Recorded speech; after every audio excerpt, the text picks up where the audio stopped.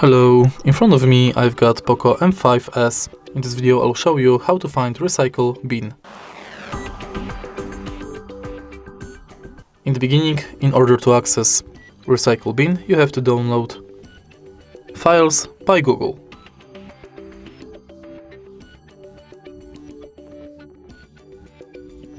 Enter it, and now go to menu. As you can see right here, we've got the bin app, and right here you can find all of your deleted files. Also, you can take them out from the bin, but remember, only within 30 days from deletion, because after that they will be permanently deleted. If you find this video helpful, please leave a like, comment and subscribe.